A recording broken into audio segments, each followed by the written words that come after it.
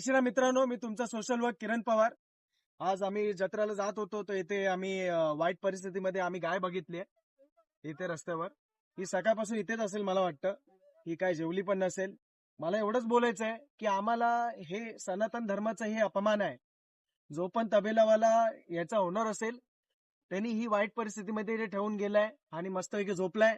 जोपर्यंत बेनिफिट होतं, दूध भेटत होतं, पनीर भेटत होतं, तोपर्यंत याचा यूज करून घेतला आणि त्याच्यानंतर दूध निघत नाही, त्याच्यानंतर इथे सोडून ठेवलंय.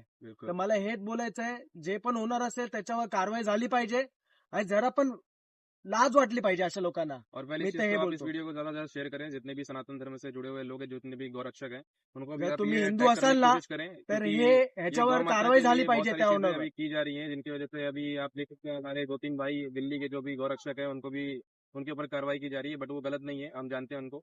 और दूसरी चीज ये है कि आप अगर इस चीज को अच्छे से समझ सकते हैं तो प्लीज ऐसा मत करिए दोबारा। अगर आप ये चीज कर ले तो आपके ऊपर कार्रवाई की जाएगी। दक्ष चौधरी हे सर्व जण जे गौरक्षणासाठी करतायत हे काय पागल नाही आहे. ते आपल्या हिंदू धर्मासाठी लढत आहे. तर आपल्याला सर्वांना मिळून हे लढलं पाहिजे. याचं मी हे बोलतोय, सगळ्यांनी घरी बसून काय नाही होणार. हिंदू धर्म जय श्रीराम जय श्रीराम बोलून काय मतलब नाही. त्याचं कर्तव्य केलं पाहिजे. ही आपली आई आहे, तर आईचं सेवा आणि आईचं रक्षण हे आपल्याला करायला पाहिजे. हिंदू धर्माला करायला पाहिजे. तर मी आवाहन करतो, ही कारवाई झाली पाहिजे. जिथे पण होत असेल तिथे थांबवा हे सर्व. जय श्रीराम. जय श्रीराम।